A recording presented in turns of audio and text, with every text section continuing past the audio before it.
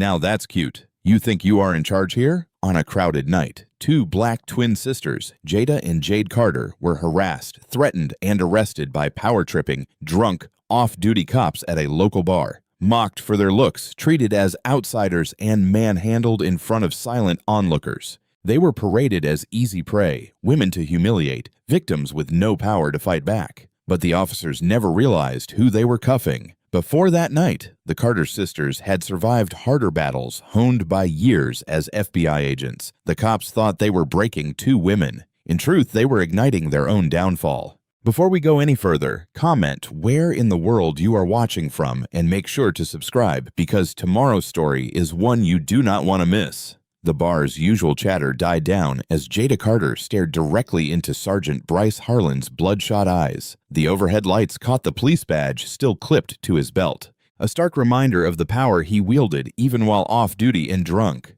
"I said back off," Jada repeated, her voice steady and firm. She remained seated but straightened her spine, refusing to be intimidated. Bryce's smirk widened as he leaned closer, the smell of whiskey heavy on his breath. "Or what, sweetheart? You gonna make me?" His massive frame towered over their table, casting a shadow across the sisters' faces. Officer Vance Whitaker chuckled, a low, ugly sound. He positioned himself behind Jade's chair, placing his meaty hands on the backrest. "We are just being friendly. Do not they teach manners where you girls come from?" Jade's fingers tightened around her glass, but her face remained calm. She glanced at Carlos behind the bar, who was wiping the same spot over and over. His jaw clenched as he watched the scene unfold. The youngest officer, Nolan Ramsey, swayed slightly on his feet. "Check out those curves," he slurred, making an exaggerated hourglass gesture with his hands. "You two must be twins. Double the chocolate. Am I right, Sarge?" Several patrons shifted uncomfortably in their seats. A woman at the bar grabbed her purse and quietly slipped out the door. The music seemed to fade into the background, leaving only the heavy tension in the air. "Last warning," Jada said, her dark eyes never leaving Bryce's face. "Walk away while you still can." Bryce grabbed an empty chair from a nearby table, dragging it across the floor with a screech that made everyone wince. He spun it around and straddled it backward, getting uncomfortably close to Jada. "Now that is cute. You think you're in charge here?" He looked over his shoulder at his fellow officers. "Ladies seem to have forgotten whose town this is." Vance's hand slid from Jade's chair to her shoulders. She went completely still, her expression hardening like stone. "Do not touch me," she said quietly, each word precise and measured. "Or what?" Vance squeezed her shoulders. "You going to call the police?" All three officers burst out laughing at his joke. Carlos appeared at their table, holding a tray of empty glasses as an excuse. "Gentlemen, maybe we should shut it down," Carlos said. Bryce snapped without looking at him. "Go back to washing dishes before I decide to check your papers again." Carlos's face flushed, but he stood his ground. "Sergeant, I do not want any trouble in my bar." Nolan stumbled forward, bumping the table and sloshing the sisters' drinks. "Then tell these stuck-up." "Choose your next word very carefully," Jade cut in, her voice like ice. "Oh yeah." Nolan leaned down, putting his face inches from hers. "Or what? You going to do about it, beautiful? Besides, looking like that in those shorts, you are basically asking for attention." Jada's hand moved toward her purse, but Jade caught her eye and gave a subtle shake of her head. This was not the time. Not yet. Bryce noticed the exchange and grinned wider. "Got something in that purse you want to share with the class, princess?" "Just my lipstick," Jada replied smoothly, "though I doubt it is your shade." Vance's grip tightened on Jade's shoulders. "You know what your problem is? No respect for authority." "But we can fix that, cannot we, boys?" A young man at a corner table pulled out his phone, pointing it discreetly at the scene. Nolan noticed and started toward him, but Bryce's sharp whistle stopped him.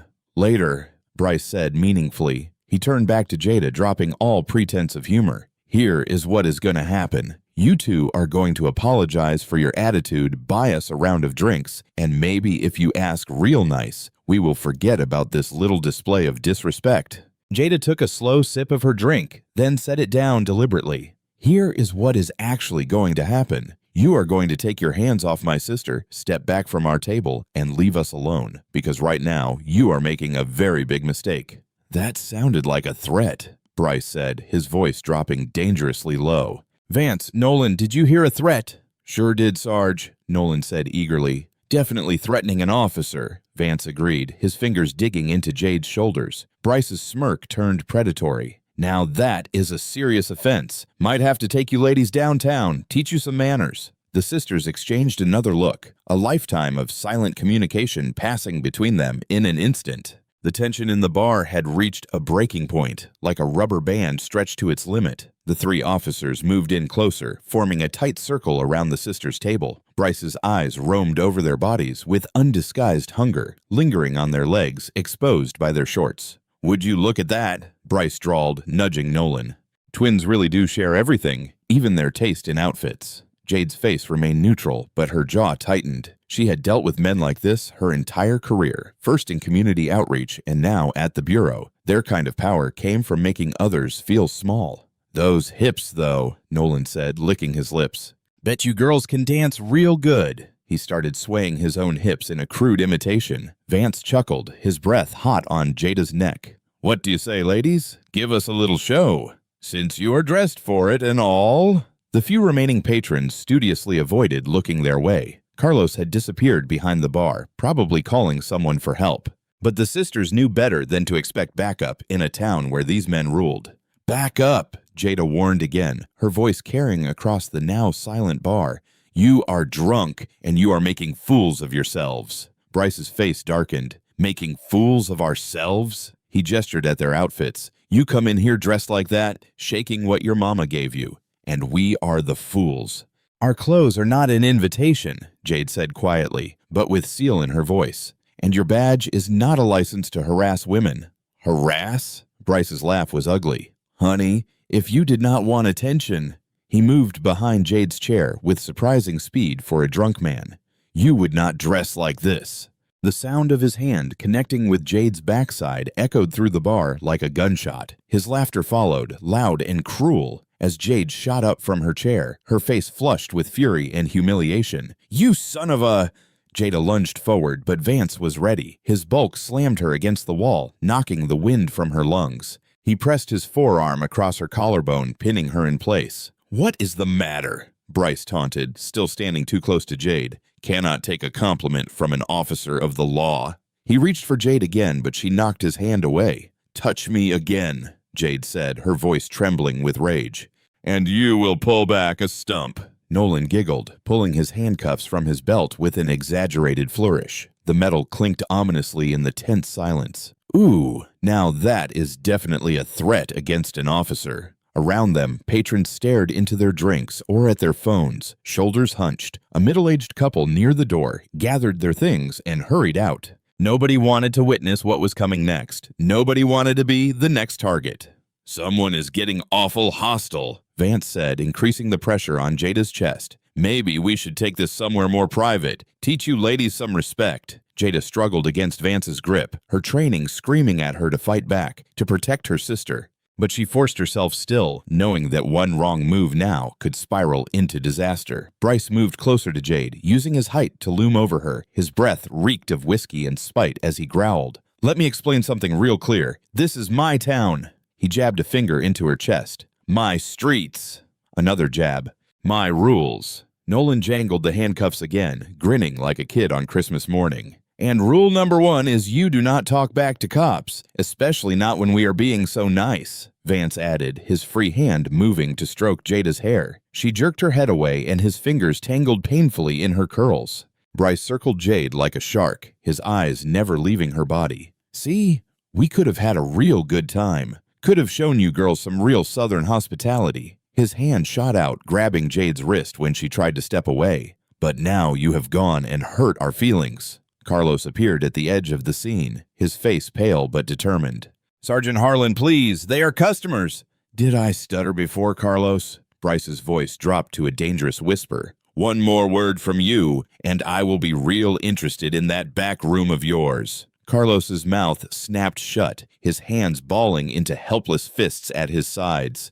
"Smart man," Bryce sneered. He turned back to Jade, twisting her wrist until she gasped. "Now you're going to learn what happens when you disrespect officers in my town." Nolan stepped forward eagerly, handcuffs raised. "Want me to do the honors, Sarge?" "Ladies first," Bryce said, yanking Jade closer. He leaned in until his lips nearly touched her ear. You do not talk back to cops in my town. Nolan moved behind Jade with practiced efficiency, roughly yanking her arms back. The handcuffs snapped closed around her wrists with a metallic click that seemed to echo through the silent bar. Her breath hitched as the cold steel bit into her skin. Nolan deliberately made them too tight. "Not so high and mighty now, are you?" Nolan sneered, shoving Jade down. Her knees hit the sticky floor hard, making her wince. The sharp smell of spilled beer and decades of grime assaulted her nose. Vance had Jada pinned face first against the wall, her cheek pressed against the rough wooden paneling. She could feel splinters catching at her skin as he twisted her arms behind her back.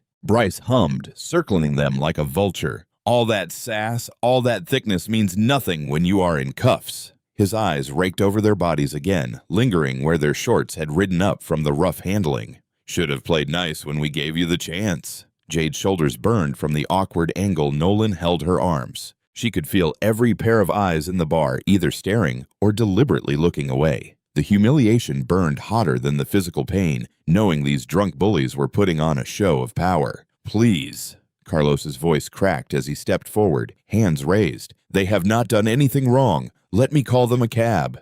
Bryce whirled on him, closing the distance in 2 quick strides. He grabbed Carlos by the collar, shoving him back against the bar. "You say one more word, and I will have this whole place shut down faster than you can say health code violation." His voice dropped lower, venomous. "How many illegals you got working in that kitchen, Carlos? How many fake papers?"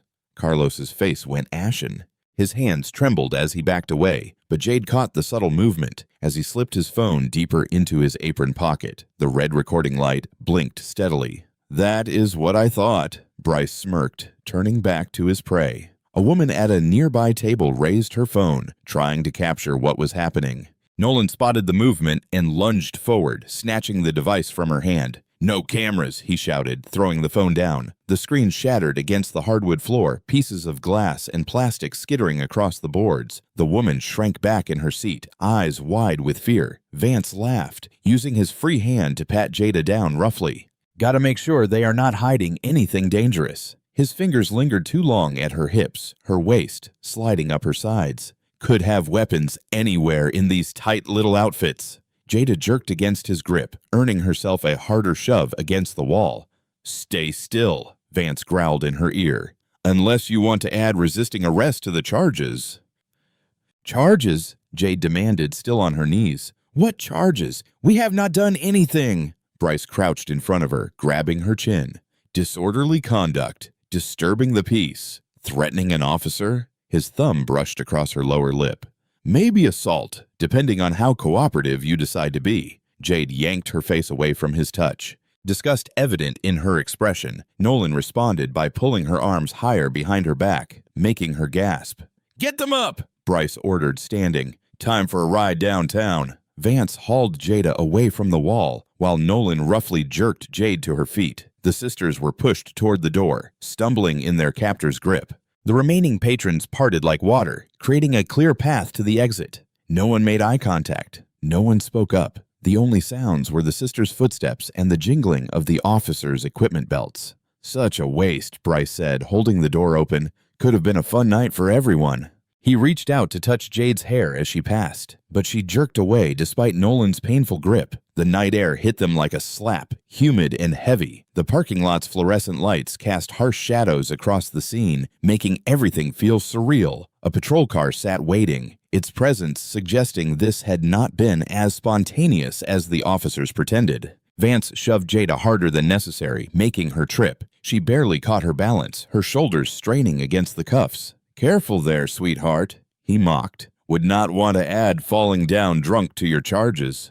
Through the bar's windows, faces watched, some worried, some curious, all helpless or unwilling to intervene. Carlos stood in the doorway, his phone still recording from his apron pocket, his face a mask of carefully controlled rage and fear. As they were marched toward the waiting patrol car, Jade felt the heat of humiliation burning through her entire body. Every step on the cracked asphalt was an insult. Every touch from Nolan's guiding hands a violation. Her FBI training screamed at her to fight back, but the tactical part of her mind knew now was not the time. Beside her, Jada's voice came out as barely more than a whisper, fierce and full of promise through clenched teeth. "They have no idea who they are messing with." As they reached the bar's entrance, Jade felt the rough grip of the handcuffs cutting into her wrists. Her shoulders ached from the unnatural position, but her mind raced with calculated precision. Years of FBI training had prepared her for moments like this when everything seemed lost, but opportunity still lurked in the details.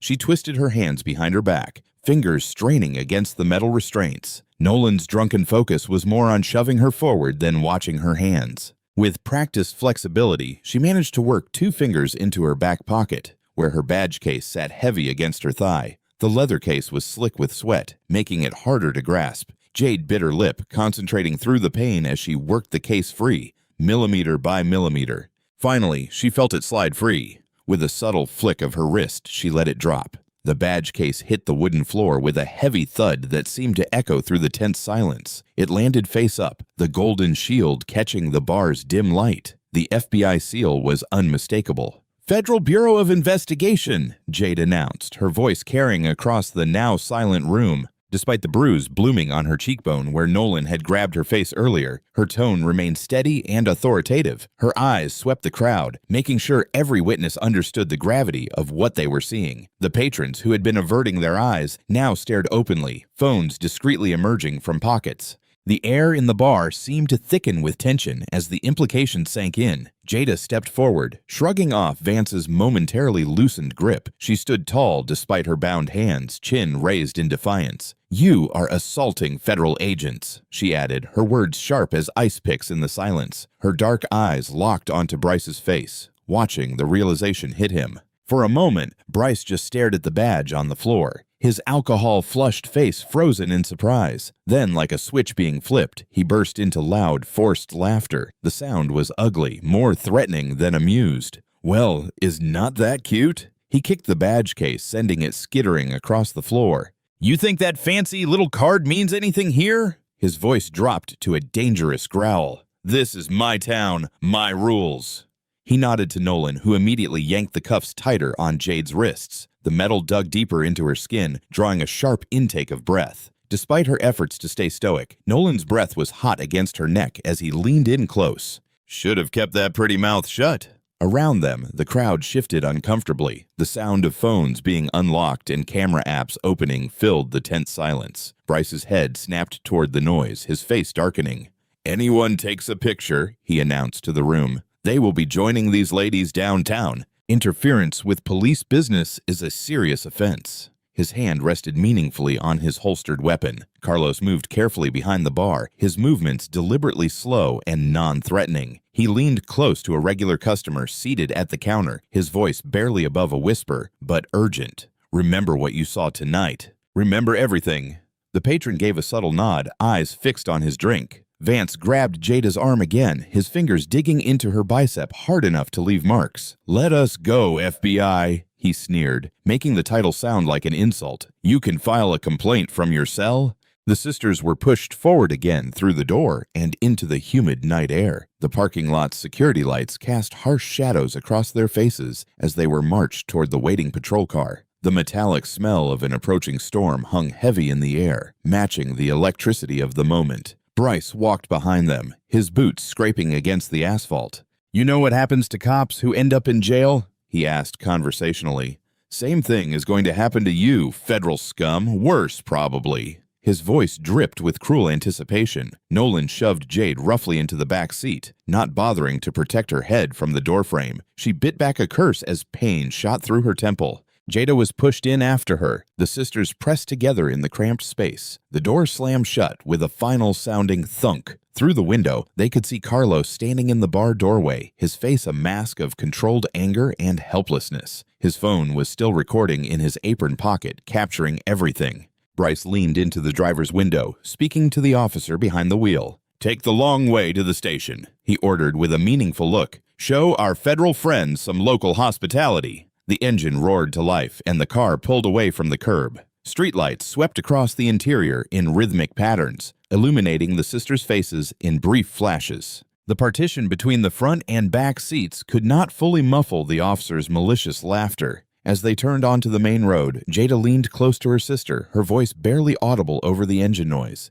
"They just declared war," she whispered through clenched teeth, her words carrying all the promise of retribution to come. The fluorescent lights of the police station buzzed overhead, casting harsh shadows across the dingy hallway as Bryce and Nolan shoved the sisters forward. Their footsteps echoed against the scuffed linoleum floor, punctuated by the jingling of handcuff chains. "Welcome to your new home," Bryce sneered, his alcohol-soaked breath hot against Jada's neck. He grabbed her arm harder, fingers digging into her skin as they approached the holding cells. The booking area was empty, except for a bored-looking desk sergeant who barely glanced up from his crossword puzzle. Kyle fumbled with the cell keys, his movements still unsteady from drinking. "Ladies first," he mocked, swinging open the door to the first holding cell. The metal hinges screamed in protest, the sound setting teeth on edge. Jade stumbled as Bryce pushed her roughly into the cell, her shoulder hitting the concrete wall. Without removing her handcuffs, he slammed the door shut. The lock clicked with a sound of finality. "I want my phone call," Jade demanded, her voice steady despite the rage burning in her chest. "It is our right." Bryce leaned against the bars, a cruel smile playing across his face. "Rights? You got no rights here. This is not the FBI building with your fancy rules." He turned to Nolan. "Put the other one in a cell, too. Keep them separated." Jada resisted as Nolan grabbed her arm, planting her feet. "This is illegal detention. You are making it worse for yourselves." Her words earned her a hard shove that sent her sprawling onto the floor of the second cell. "Shut your mouth," Nolan snapped, slamming her cell door, "before I give you something real to complain about." The sisters exchanged looks through the bars separating their cells. Jade's face was set in a mask of controlled anger, while Jada's eyes blazed with barely contained fury. They had been through tough situations before, but this felt different, more personal, more dangerous. Bryce settled behind the booking desk, pulling out incident report forms with exaggerated ceremony. "Now, let us see. What should we charge you with?" He began writing, his pen scratching against the paper. "Resisting arrest, definitely assaulting an officer. You did take a swing at Nolan, did not you?" He winked at his fellow officer. "That is a lie," Jada protested, gripping the cell bars. "There are witnesses." "Witnesses?" Nolan laughed, joining Bryce at the desk. "And not nobody saw nothing." "Right, Bryce." Bryce nodded, continuing to write. "Disturbing the peace, disorderly conduct, threatening an officer." He listed off charges like he was reading a menu, each one more fabricated than the last. The sound of dress shoes clicking against the floor drew their attention. Chief Warren Graves appeared in the doorway, his silver hair perfectly combed despite the late hour. His presence seemed to lower the temperature in the room. "Gentlemen," he said quietly, his calm voice somehow more threatening than Bryce's loud threats. "I understand we have some federal agents causing trouble in my town." He picked up Bryce's incomplete paperwork, reviewing it with practiced indifference. His eyes scanned the charges, a slight smile tugging at the corner of his mouth. My, quite a list of infractions." Jade stepped forward in her cell. "Chief Graves, your officers physically assaulted us without cause, falsely arrested us, and are now fabricating charges. We demand—" "You demand nothing," Graves cut her off, his voice still eerily pleasant. He walked slowly between the cells, hands clasped behind his back. "You know, it is interesting. We get outsiders in here sometimes thinking their fancy titles mean something, thinking they can come in and, what is the word? Investigate." He stopped in front of Jada's cell, studying her like a specimen under glass. "Bad things tend to happen to people who push too hard in my town. People disappear into the system. Paperwork gets lost. Charges multiply." His smile never reached his eyes. "Even FBI badges will not save you from that." The threat hung in the air like smoke, choking the oxygen from the room. Bryce and Nolan exchanged satisfied smirks, enjoying the show their boss was putting on.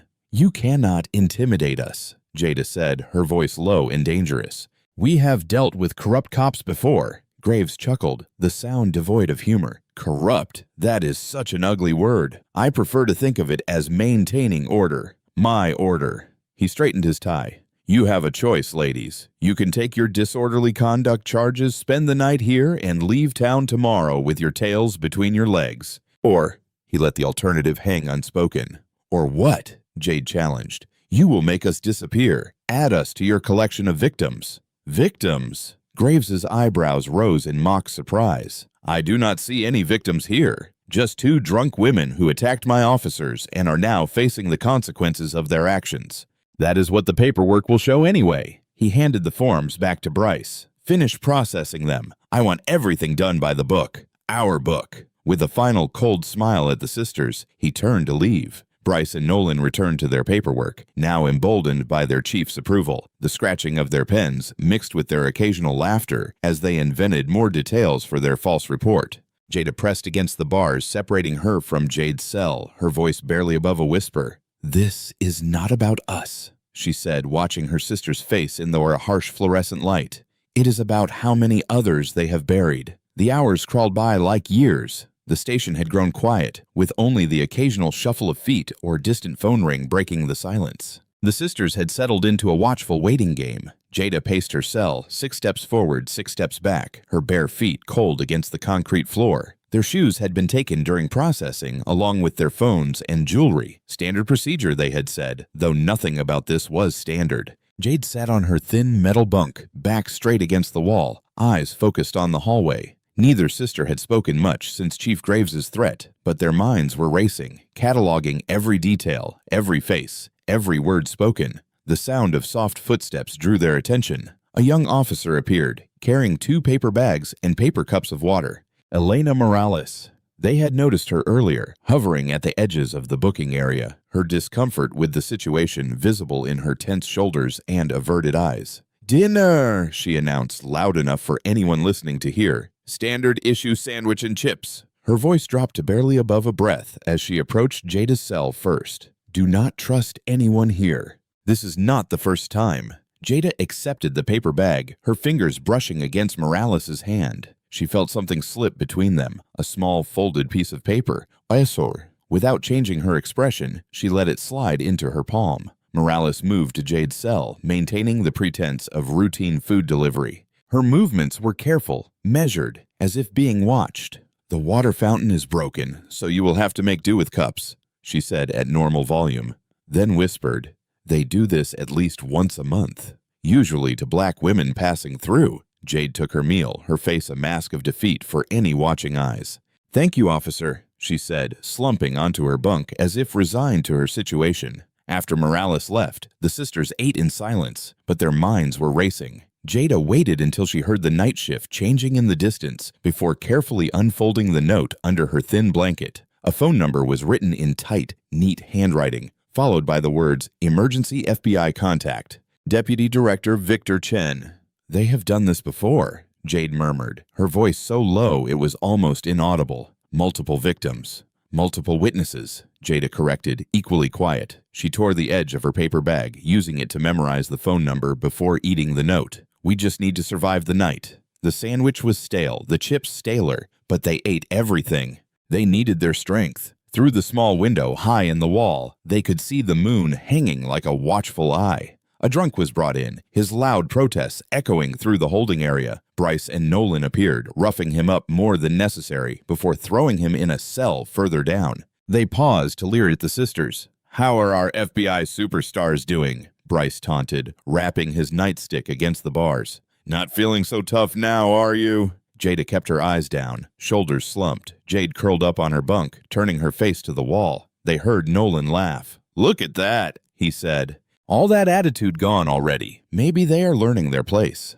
"About time," Bryce agreed. "Chief was right. They are not so special after all." The officer's footsteps faded away, followed by the sound of a door closing. The sisters remained in their poses of defeat until they were sure they were alone. "They are getting sloppy," Jade whispered. "Overconfident?" Jada nodded slightly. "Did you see the camera in the corner?" "It is just for show. The red light is not on." "No recording system," Jade confirmed. "They do not want evidence of what happens in here, but that works both ways." Jada shifted on her bunk, keeping her voice low. "They cannot prove what we do or do not do either." The night stretched on, marked by the occasional check from the desk sergeant, clearly one of Graves's trusted men, given his smirk each time he passed. The sisters maintained their act of broken spirits, heads down, shoulders slumped, occasional sniffles for effect. They heard Bryce and Nolan returning from what sounded like another arrest. Their voices carried down the hallway, bourbon loud and unguarded. "Just like the Thompson girl last month," Nolan was saying. "These ones thought their fancy badges would save them." "Nobody's badges mean nothing here," Bryce laughed. Chief has got judges in his pocket all the way to the county line." The sisters exchanged glances in the dim light. Each new conversation was another piece of evidence, another thread in the web. They were beginning to understand. This was not just about power-hungry cops. This was systematic, organized, protected. As dawn approached, they could hear the station beginning to wake up. The day shift would be arriving soon, bringing new eyes and new opportunities. They had to play this smart, had to make everyone believe they were exactly what they wanted. 2 more broken victims added to their collection. Jade shifted closer to the bars separating their cells, her voice barely a whisper. "They think we are broken. Let us use that." The first rays of morning light crept through the high window, painting pale squares on the concrete floor. Jada and Jade lay still on their bunks, breathing steady and deep, appearing to have finally succumbed to exhaustion. In reality, every sense was alert, gathering intelligence. Heavy footsteps echoed down the corridor, accompanied by the clink of glass bottles. Bryce's voice carried clearly through the station's quiet halls. "Man, I needed this after dealing with those stuck-up feds." "Hell yeah," Nolan agreed, settling into a chair that creaked under his weight. "Bourbon makes everything better." Vance's voice joined in, slightly slurred. "Remember that family on Oak Street last summer? The way that mother cried when we found that bag of pills in her son's room?" Jada kept her breathing steady, though her heart raced. The hidden microphone sewn into her bra strap, standard FBI equipment they had not thought to check for, was picking up every word. She shifted slightly, angling her body to better capture the conversation. "That was classic," Bryce chuckled, ice cubes clinking in his glass. "Kids swore up and down they were not his. But who is going to believe some black teenager over 3 officers of the law? 5 years minimum," Nolan added proudly. "That is another one off the streets." "Chief says we are doing God's work," Vance said, "keeping the neighborhood clean. That is what he told the mayor last month at the fundraiser." Jade's mind worked like a computer, cataloging names, dates, locations. Her FBI training had honed her memory to near perfection. Every detail could be crucial. The mother's tears, the planted evidence, the fundraiser connection. "Speaking of cleaning up," Bryce continued, his chair scraping against the floor as he leaned forward. "Remember the Williams family? 3 generations living in that house on Maple until we got creative with that property seizure." Nolan laughed. "Now it is that nice new coffee shop. Development company sure was grateful," Vance added. That envelope the chief got was not exactly thin. The bourbon kept flowing, loosening their tongues further. Stories spilled out like poison. Falsified reports, planted weapons, convenient computer errors that made evidence disappear. Each confession was another nail in their coffin, recorded in crisp digital quality. Jada fought to keep her breathing steady as her anger built. These were not just corrupt cops. They were orchestrating the systematic destruction of black families, black futures, black lives. Her hidden mic caught it all. Names, specific incidents. "Hey, you remember that teacher?" Nolan's voice got louder as he grew more drunk. "The one who tried to file that complaint about us roughing up her student." "Man, that was smooth," Bryce replied. "One little bag of cocaine in her desk drawer, and suddenly she is not so credible anymore. Lost her license and everything." "Chief called it preventive maintenance," Vance added with a harsh laugh. "Cannot have people thinking they can challenge us."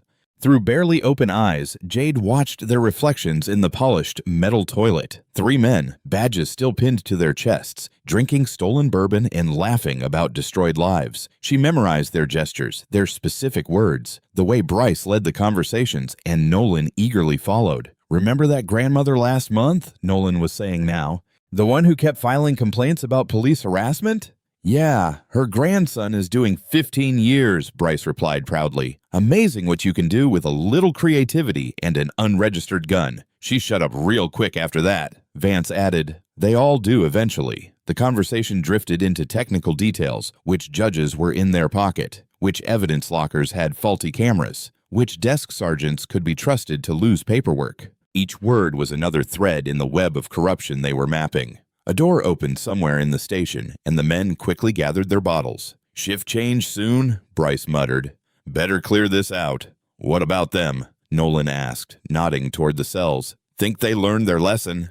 "Oh yeah," Bryce said confidently. "Look at them out cold. By morning, they will be begging to drop everything and leave town, just like all the others." Their footsteps retreated, followed by the sound of bottles being hidden and chairs scraped back into place. The station began to show signs of waking. Distant phones ringing, doors opening and closing, voices carrying from the front desk. When the corridor was completely clear, Jada opened her eyes fully, meeting her sister's gaze. They did not need words to communicate. They had been doing this their whole lives. Jade raised an eyebrow slightly, asking the silent question, "Did you get it all?"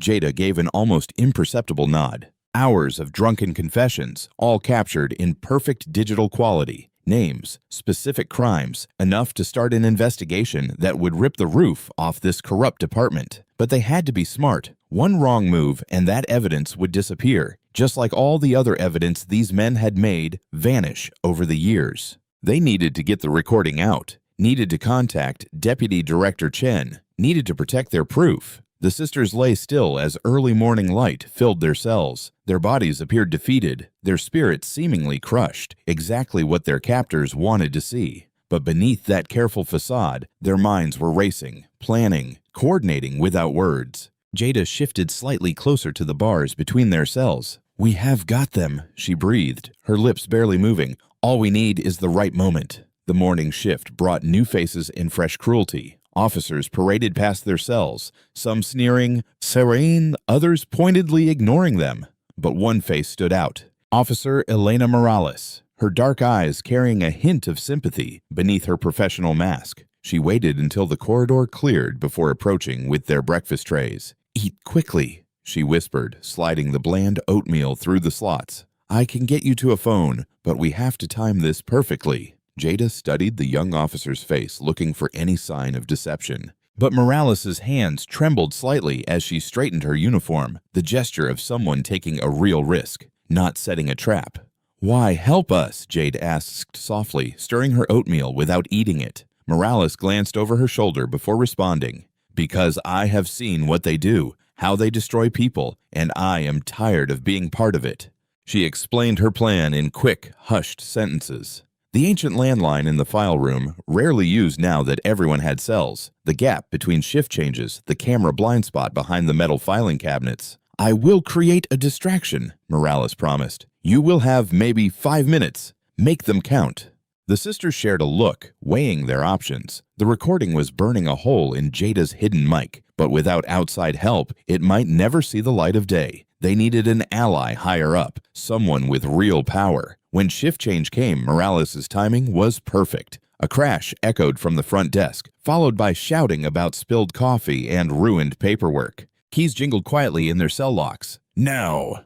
Morales hissed, leading them quickly down the back corridor. The file room smelled of dust and forgotten papers. Morales pointed to the phone tucked behind a cabinet, then took up position by the door. "Hurry!" Jada's fingers shook slightly as she dialed Chen's direct line.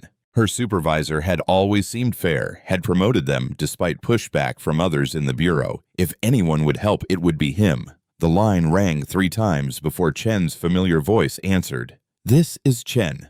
"Sir, it is Agent Jada Carter," she whispered, hunching close to the receiver. "We need help." "We are being held." "Carter?" Chen cut in, his tone strange. "Where are you calling from?" "Local station. Sir, we have evidence of massive corruption. Multiple officers on tape confessing to—" Chen's voice had gone cold. "Do not say another word." Something in his tone made Jada's stomach clench. "Sir, I have already heard from Chief Graves," Chen said. "He tells me you two caused quite a scene, assaulting officers resisting arrest." "That is not what happened," Jada protested. "We have proof." "Listen carefully," Chen interrupted. "Whatever recording you think you have, whatever evidence you believe you have gathered, forget it. Drop this now while you still can." The betrayal hit like a physical blow. Jade, listening close to the receiver, went rigid with shock. "They are corrupt," Jada pushed back. "They are destroying lives, and you are going to help them cover it up." "I am trying to help you," Chen insisted, but his voice carried the oily tone of a man protecting himself. "Some battles are not worth fighting. Take the warning and walk away." "Sir, that is an order, Agent Carter." The line went dead. Morales appeared in the doorway, face tight with urgency. "Someone is coming. We have to move." They barely made it back to their cells before heavy footsteps approached. Bryce's massive frame filled the corridor, his face split by a cruel grin. He was holding something. A phone.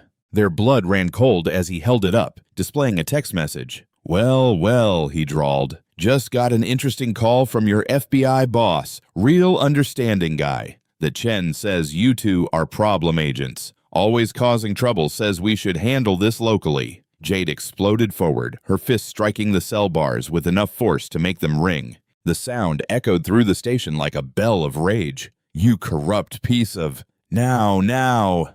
Bryce cut her off, wagging his finger. "Is that any way to talk to an officer of the law, especially after your own superior confirmed what troublemakers you are?"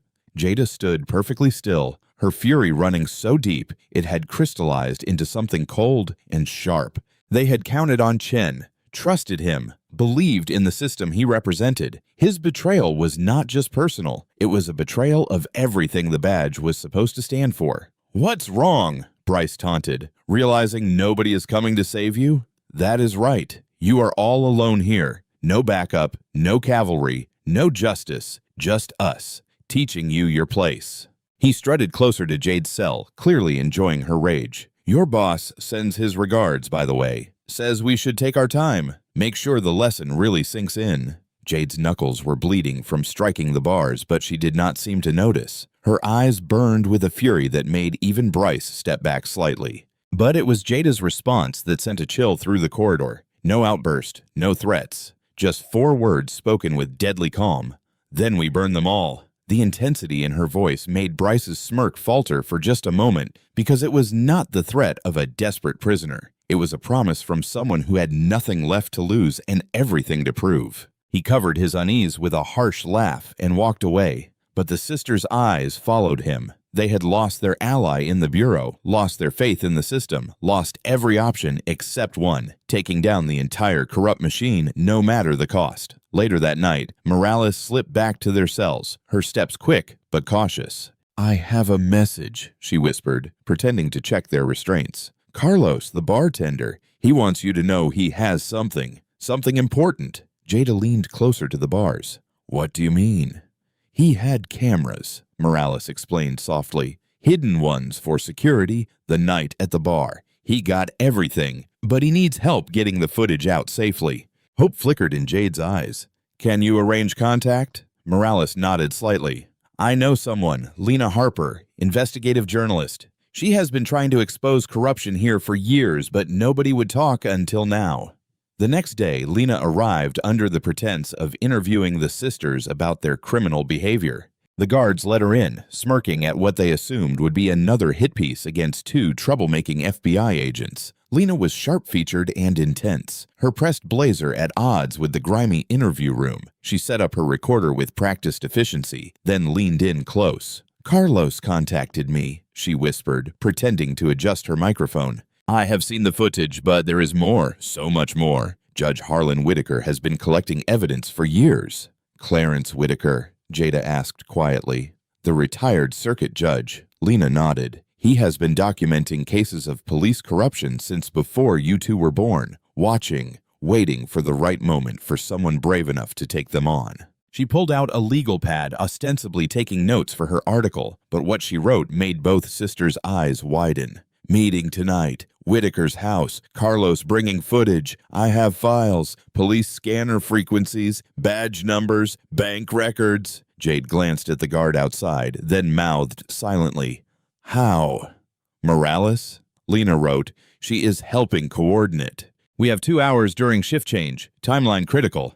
The rest of the interview proceeded normally, Lena asking pointed questions while the sisters gave carefully vague answers. But underneath, plans were forming, hope building like a slow tide. That evening, everything aligned perfectly. During shift change, Morales accidentally disabled the cell block cameras for maintenance. The sisters were moved to separate holding rooms for questioning, rooms with windows facing the parking lot. Within minutes, they were in Lena's car, crouched low beneath blankets as she drove calmly past the station's security checkpoint. The guard barely glanced at her press pass. Judge Harlan Whitaker's house was modest but well kept, set back from the road behind old oak trees. The judge himself answered the door, tall and dignified despite his age, with kind eyes that carried decades of witnessed injustice. "Welcome," he said simply, ushering them inside. "We have much to discuss." Carlos was already there, his laptop open on the dining room table. "I have everything," he said, his voice tight with controlled anger. "Not just that night. Years of footage, them bragging about planted evidence, beating suspects, shaking down businesses." The judge nodded grimly. "And I have the court records to match. Cases where evidence appeared mysteriously. Witnesses who changed their stories after conversations with officers. Patterns of targeted harassment against minority communities." Lena spread her own files across the table. Bank accounts in the Cayman Islands, suspicious property purchases, a network of corruption reaching all the way up to state level. "And now we have proof of FBI involvement," Jada added, thinking of Chen's betrayal. They worked through the night, piecing together evidence, building connections, documenting patterns. Carlos's footage provided faces and confessions. The judge's records showed the legal framework of corruption. Lena's financial investigations exposed the money trail. "Look at this," Jade said, pointing to a pattern in the arrest records. Every time someone tried to speak up, they were arrested within days. Then their lives were systematically destroyed, jobs lost, families harassed, homes foreclosed. "They are not just corrupt," the judge said heavily. "They are organized, efficient. This is generations of systematic oppression refined into a machine." "But machines can be broken," Lena countered, her eyes bright with purpose. "We have what we need. Real evidence, multiple sources, irrefutable proof." Carlos nodded firmly. "And witnesses. People are ready to talk now. They just needed to know they were not alone." The judge smiled slightly. "In all my years on the bench, I have never seen a case this strong, or people this determined to see justice done." The night wore on. Papers covered every surface. Laptops hummed. Phones buzzed with messages from more people coming forward, each with their own piece of the puzzle, their own story of injustice. As dawn approached, Jade stood by the window, watching the sky lighten. The weight of all they had learned, all they were fighting for, settled on her shoulders, not as a burden, but as a source of strength. She turned to the room, to these allies who had risked everything to help them, to her sister who had never wavered, to the growing stack of evidence that would expose decades of corruption. "We are fighting for more than just us now," she said, her voice filled with quiet determination. The others looked up, seeing in her face the same fire that burned in their own hearts, the unshakable belief that justice, though long delayed, would finally be served. Lena's heels clicked against the pavement as she hurried to her car. The night air was thick with humidity, and streetlights cast long shadows across the empty parking lot.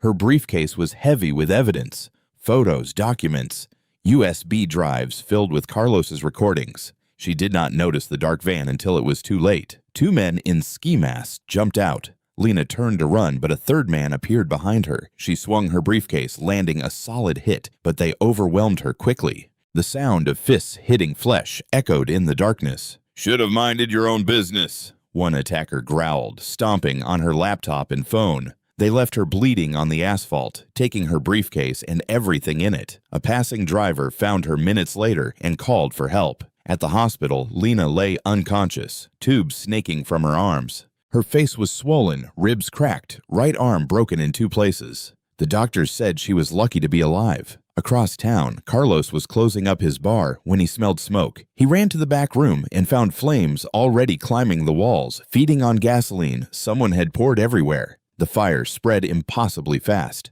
He tried to reach his office. His laptop was there with copies of everything, but the heat pushed him back. Smoke filled his lungs. The crackle of flames turned into a roar. Carlos barely made it out before the building collapsed. He stood in the street coughing and watching his livelihood burn. Fire trucks arrived, but it was too late. The bar was gone, and with it, years of recorded evidence. Officer Bryce Harlan watched from his patrol car across the street, a satisfied smile on his face. In their cells, Jada and Jade learned about Lena and Carlos from Officer Morales, who looked pale and shaken as she whispered the news. "Lena is in intensive care," she said quietly. "Carlos lost everything.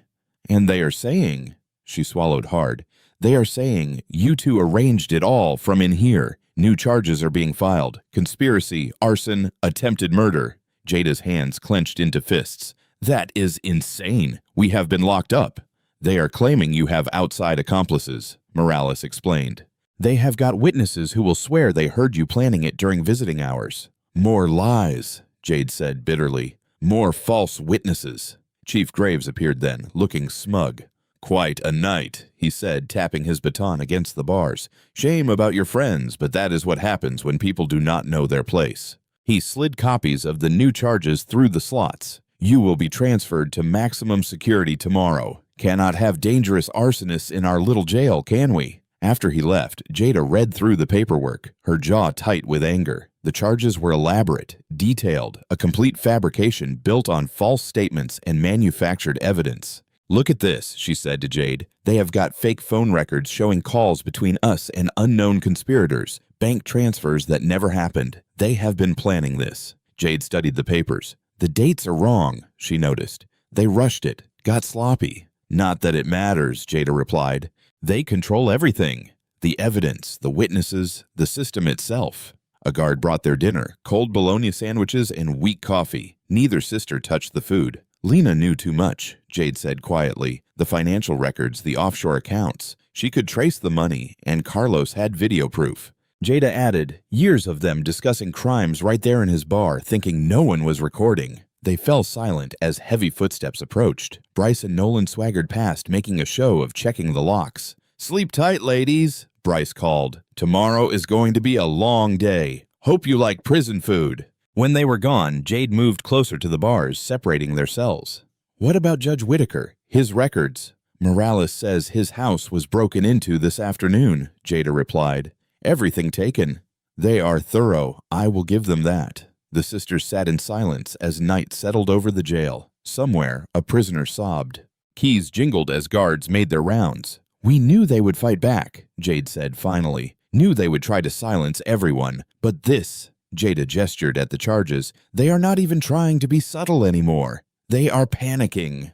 A cockroach scuttled across the floor between their cells. Jade watched it disappear into a crack in the wall. Lena will recover, she said.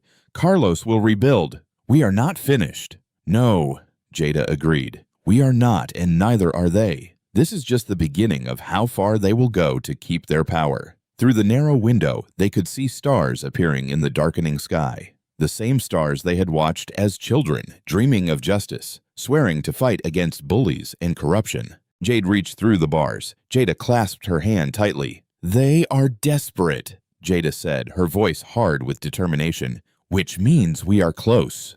Their joined hands were a promise, a defiance, a reminder that even in darkness, they were not alone. The sisters held on, drawing strength from each other, as they had always done, preparing for whatever came next. The rattling of keys woke Jada from a fitful sleep. 3 shadows loomed outside her cell. Bryce, Vance, and Nolan, their faces twisted with cruel anticipation. Rise and shine, FBI, Bryce sneered, unlocking her door. Time for a little field trip.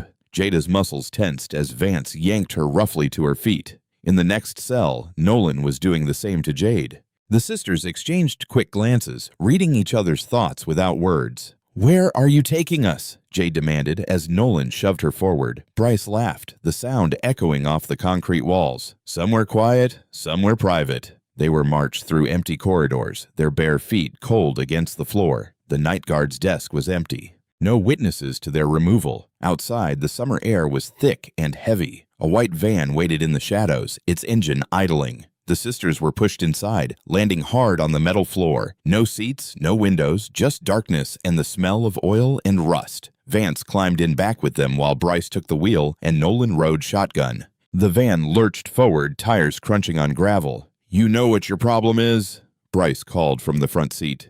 You thought your fancy badges made you untouchable. Thought you could come into my town and start digging up trouble. The van hit a pothole, making everyone bounce. Jada's shoulder slammed into the wall. Your town, she shot back.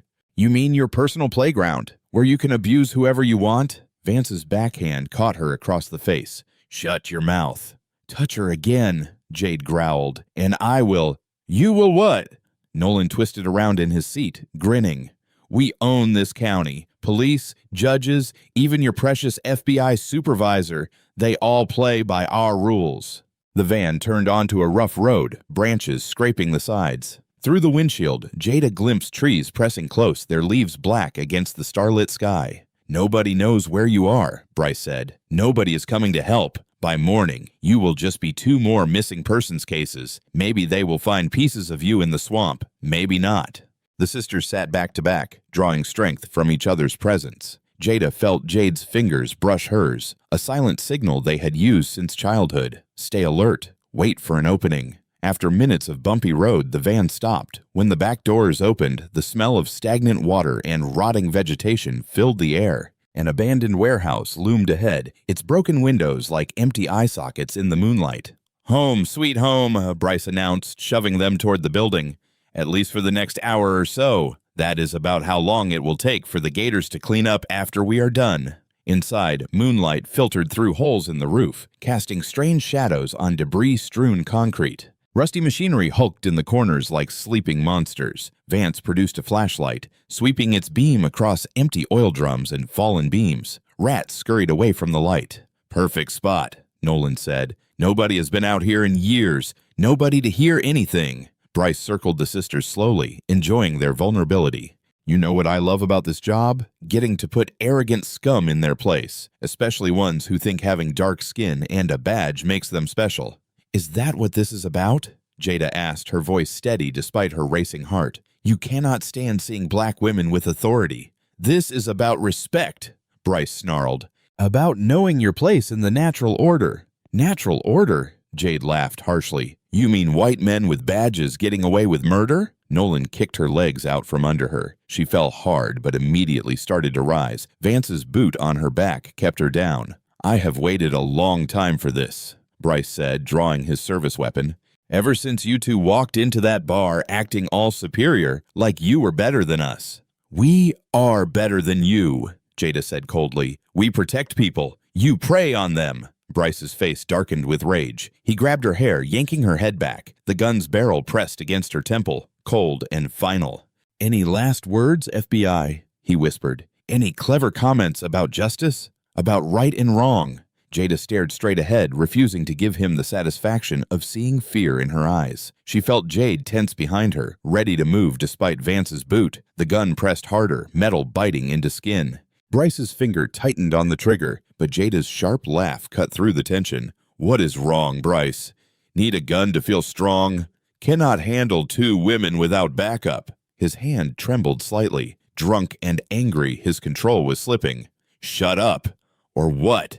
You will prove what a big man you are by shooting an unarmed woman." Jada's voice dripped with contempt. "That is your style, is it not? Picking on people who cannot fight back." Behind her, Jade slowly worked the hair clip from her braids while Vance's attention was fixed on Jada's words. Her fingers moved carefully, feeling for the handcuff's lock. "You think you are so smart?" Bryce growled, pressing the gun harder.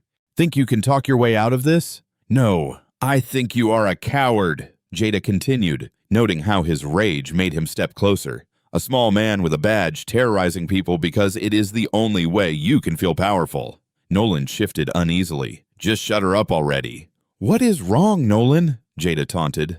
"Getting nervous? Worried someone might actually stand up to you for once." Vance's boot lifted slightly as he turned toward the argument. That was all Jade needed. The handcuff clicked open. "You know what your problem is," Jada kept pushing. "You are used to people being afraid. Used to them backing down.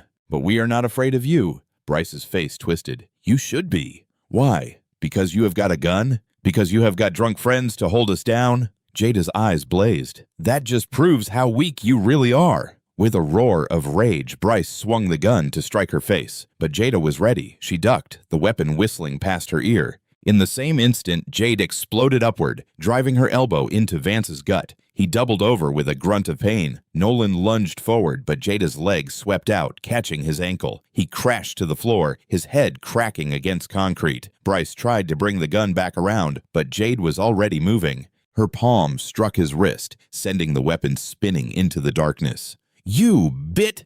His curse was cut short by Jada's fist connecting with his jaw. Vance recovered his breath and charged, but the sisters moved in perfect sync. Jade stepped left while Jada went right, their FBI combat training taking over. Vance's wild punch met empty air. Jade grabbed his extended arm, using his momentum to flip him over her hip. He landed hard, the impact driving the breath from his lungs. Nolan staggered up, blood running from a cut on his forehead. He pulled his baton, swinging it in a vicious arc. Jada blocked with her forearm, gritting her teeth against the pain. Her knee drove up into his groin, dropping him to the floor. Bryce bellowed like a wounded bull, throwing haymaker punches, but his drunken swings were slow and clumsy. The sisters dodged and weaved, landing precise strikes to vulnerable points: throat, solar plexus, kidneys. "Not so tough without your gun, are you?" Jada taunted as she ducked another wild swing. Vance tried to grab Jade from behind, but she was ready. Her head snapped back, catching his nose with a crunch. As he reeled, she spun and drove her knee into his ribs. Nolan struggled up again, fumbling for his pepper spray. Jada's kick sent it flying from his hand. Her follow-up punch laid him out cold. Bryce managed to land a glancing blow to Jade's shoulder, but she rolled with it, converting the momentum into a spinning kick that caught him in the temple. He stumbled, dazed. Vance pulled his backup piece, but Jada was too close. Her hands locked around his wrist, twisting sharply. The gun clattered to the floor as bones snapped.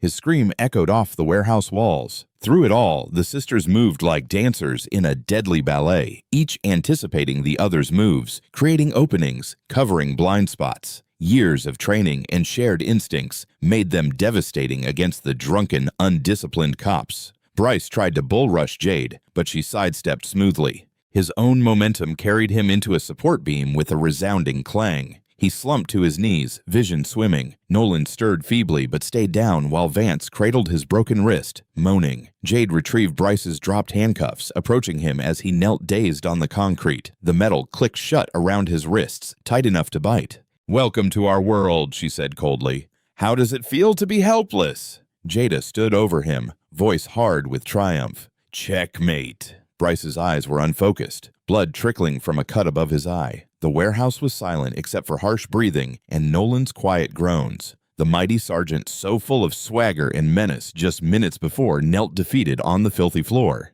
His own handcuffs bound him while his backup lay unconscious or injured. The tables had turned completely. The sisters stood tall, breathing hard but victorious. Despite bruises and scrapes, they were unbroken. Their FBI training, anxiety, combined with the strength born of years facing down bullies and bigots, had proven superior to drunken brutality. Bryce's head slumped forward in defeat. His bravado finally shattered. The natural order he had bragged about had been upended. The predator had become prey. Jada pulled a small device from her boot, a modified body camera that had survived the pat-downs. With practiced moves, she activated the FBI uplink system, its tiny red light blinking to life. "What is that?" Bryce slurred, squinting at the light through his bloody haze. "Your confession booth," Jada said coldly. She positioned the camera carefully, making sure it captured all three officers. "Everything you say is streaming live to FBI servers and the internet." Bryce's face twisted with rage.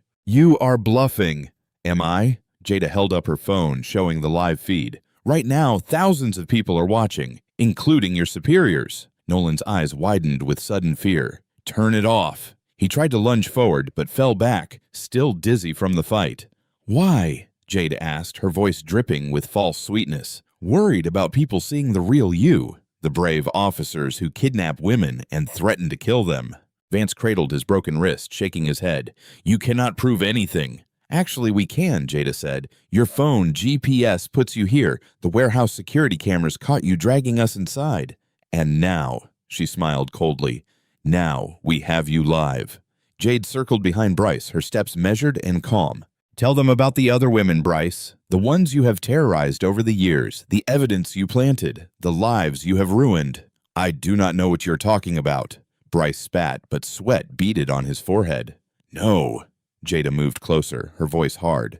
"What about Maria Rodriguez? The drugs you planted in her car before deporting her, separating her from her kids? Or James Washington, the college student you framed for assault?" Bryce's face paled. "That is all lies." "Then what about tonight?" Jade pressed. "Tell the camera why you really arrested us. Was it because we broke any laws, or because we would not let you grope us?" Across town, Officer Elena Morales sat at her desk, carefully monitoring the live feed. Her fingers flew across the keyboard, sharing the stream to key social media platforms and news outlets. She had waited years for this moment, documenting the department's corruption in secret. Now, finally, the truth would come out. "You think you are so special?" Bryce sneered at the camera, his drunken state loosening his tongue. "Coming into my town with your FBI badges, thinking you can change things. This is how it has always been, how it should be." "And how is that, Bryce?" Jada prompted, knowing he was about to hang himself with his own words. "Keeping people in their place," he shouted. "These streets were peaceful before their kind started getting uppity, thinking they deserve rights, deserve respect."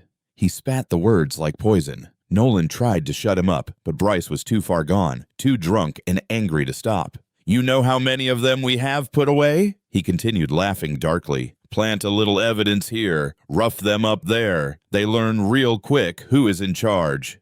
Morales watched the viewer count explode as she shared the feed. Local news stations picked it up first, then national outlets. The hashtag corrupt cops started trending. She sent anonymous tips to key journalists, ensuring the story could not be buried. "Tell them about the quotas, Bryce," Jade said quietly. "About targeting specific neighborhoods." "Someone has to keep those areas in line," he growled. "Chief knows it. Department knows it. Hell, even your precious FBI knows it. Why do you think your supervisor warned us you were calling?" Jada's eyes narrowed. "So, you admit Supervisor Kane is working with you?" Bryce's drunken brain caught up too late. His face contorted with rage as he realized what he had revealed. "You set me up," he screamed, struggling against the cuffs. "You tricked me." "No, Bryce," Jada said calmly. "We just gave you enough rope to hang yourself. Everything you have said is your truth, your real face." The warehouse doors burst open as FBI tactical teams swarmed in, followed by state police.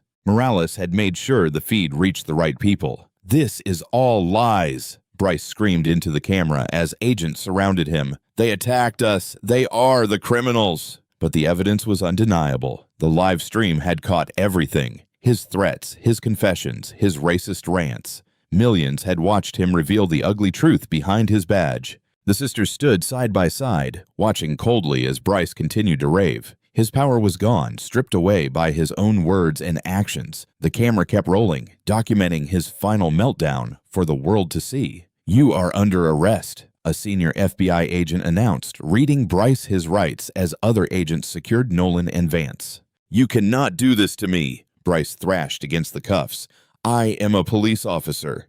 "Not anymore," Jade said softly. Jada kept the camera steady, ensuring every second was captured. Across the internet, comments and shares exploded. The story was breaking wide open, and there would be no containing it this time. In the police station, Morales smiled grimly as she watched other officers frantically trying to do damage control. But it was too late. The truth was out, streaming across millions of screens. Bryce's eyes locked onto the camera one last time, filled with impotent rage. "This is all lies," he screamed as agents began leading him away. The sisters simply stared back at him, their expressions cold and satisfied. Justice so long denied was finally being served. The morning sun blazed over the small town as federal vehicles swarmed the streets. Black SUVs and tactical units converged on the police station, their lights flashing against the brick walls. News vans lined the sidewalks, cameras rolling as the story that had exploded overnight continued to unfold. Chief Warren Graves sat in his office, watching the chaos through his blinds. His phone had not stopped ringing since the warehouse live stream went viral. Mayors, commissioners, reporters, all demanding answers he could not give. His carefully constructed empire of lies was crumbling. The door burst open. Federal agents flooded in, weapons drawn. "Chief Warren Graves," the lead agent announced, "you are under arrest for conspiracy, obstruction of justice, and civil rights violations." Graves' face remained stoic as they cuffed him, but his hands trembled slightly. News cameras tracked his walk of shame through the station. Officers who had feared him for years now turned away, avoiding his gaze. Some were already talking to federal investigators, eager to save themselves. "No comment," Graves muttered as reporters shouted questions, but his carefully crafted image as the town's protector shattered with each flash of the cameras. Across town at the FBI field office, Supervisor Victor Kane's world imploded just as spectacularly. He sat rigid in his chair as internal affairs agents boxed up his awards and credentials. 25 years of service," he said quietly. "Gone because of those sisters. Gone because you betrayed your badge," the internal affairs agent corrected, dropping a thick indictment on his desk. "Conspiracy, obstruction, abuse of power. The evidence is overwhelming." Kane's face reddened. "I was protecting established relationships. You were protecting corrupt cops who terrorized innocent people." The agent cut him off. "And you did it for years." Outside the field office, reporters captured Kane's disgrace as he was led out in handcuffs. His polished appearance had crumbled. His tie hung loose, his hair disheveled. The man who had built his career on loyalty to power now had no one loyal to him. At the county jail, Bryce, Vance, and Nolan were processed into cells, their badges and uniforms replaced with orange jumpsuits. Bryce's face was plastered across every news channel, his drunken confessions playing on repeat. His racist rants had become a national symbol of police corruption. "My life is over," Nolan whimpered in his cell. "Should have thought about that before you helped kidnap federal agents," his guard replied coldly. Vance sat silent in his cell, cradling his broken wrist, the reality of his situation finally sinking in. The power he had wielded so carelessly was gone. Now he was just another inmate, waiting for justice to grind him down. As federal agents combed through years of corrupt files, the town's residents took to the streets. What started as a small gathering outside the police station swelled into hundreds, then thousands. Black residents who had suffered silently for years found their voices. "No more fear," they chanted. Carter's sisters showed the way. Mrs. Washington, mother of the college student Bryce had framed, stood at the front of the crowd. "My boy lost 3 years of his life because of their lies," she told news cameras, tears streaming down her face. "But today the truth is finally out." Judge Harlan Whitaker addressed the protesters, his voice strong despite his age. "I saw the corruption from the bench, but they threatened anyone who spoke up. The Carter sisters did what many of us could not. They stood their ground and exposed the truth." Carlos, the bartender, whose hidden recording had helped build the case, received a standing ovation from the crowd. His bar might have burned, but his courage had helped spark a revolution. Officer Elena Morales walked out of the police station, turning in her badge. "I cannot serve in a corrupt system," she announced. "It is time to rebuild from the ground up." The crowd parted as Jada and Jade emerged from the federal building. They had refused to change clothes, still wearing the shorts and tops from that fateful night at the bar. Their bruises were visible, but their heads were high. The sisters paused at the top of the steps, taking in the scene. Signs bearing their names waved above the crowd. Phones recorded their every move. But it was the faces that struck them. Faces full of hope, of vindication, of long-awaited justice. "When they assaulted us in that bar," Jada addressed the crowd, her voice carrying across the square. "They thought we would be easy victims. They were wrong, but this is not about us." Jade added, "This is about every person they have terrorized, every life they have tried to destroy, every voice they tried to silence." The crowd roared in response. Elderly residents who remembered segregation wiped tears from their eyes. Young activists raised their fists in solidarity. The sisters had given them all something precious, proof that the powerful could fall. Together, Jada and Jade descended the steps into the waiting crowd. People reached out to touch them, to thank them, to share their own stories of abuse at the hands of corrupt officers. Mrs. Washington hugged them both. "You gave us our dignity back," she whispered. The sisters moved through the crowd, accepting embraces and words of gratitude. They had come home to expose corruption and found a community ready to rise. Behind them, the corrupt system they had exposed continued to crumble. But here, surrounded by the people they had helped liberate, Jada and Jade Carter walked with their heads high, unbroken and unbowed. After the arrests, the old community hall buzzed with energy. Every wooden chair was filled with people standing along the walls and spilling out into the hallway. The worn floorboards creaked under the weight of so many bodies, and the evening light filtered through dusty windows, casting long shadows across eager faces. Lena Harper stood at the podium, her notebook open before her. "All right, here. The bruises from her attack had faded, but her determination burned brighter than ever. She adjusted her glasses, scanning the crowd that had gathered to hear the truth finally spoken aloud. "Tomorrow, my full investigation hits the press," she announced, her voice firm and clear. 6 months of digging, hundreds of interviews, and thousands of documents. We are exposing every false arrest, every planted evidence case, every instance of brutality that was covered up.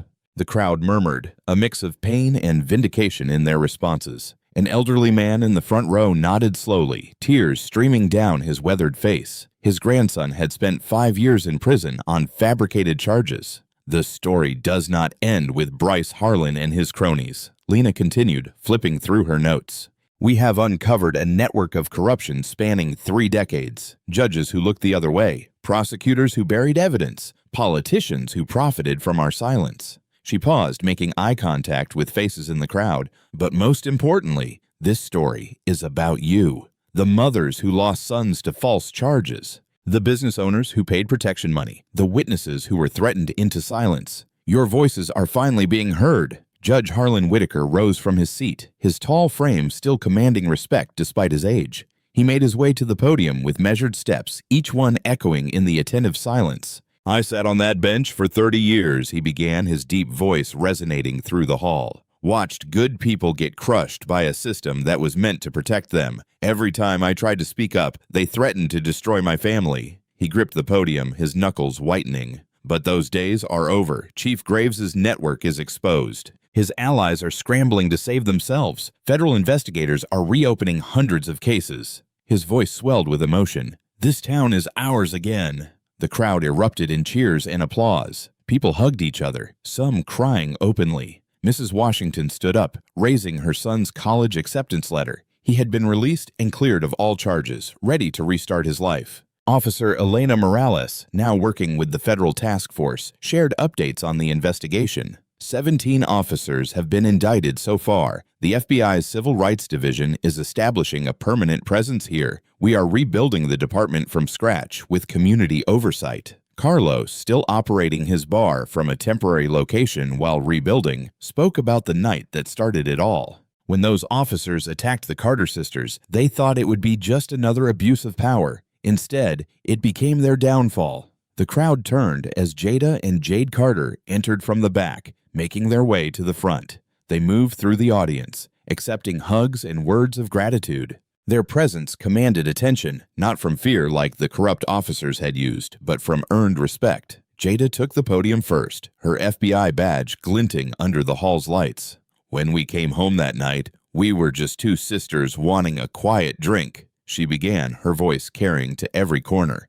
But what happened to us had happened to so many others. The only difference was we had the training and resources to fight back. She paused, looking at the faces before her. Justice is never given, she declared, her words ringing with conviction. It is fought for every day, in every way possible. Sometimes with badges and courts, sometimes with cameras and protests, sometimes with simple courage to speak truth to power.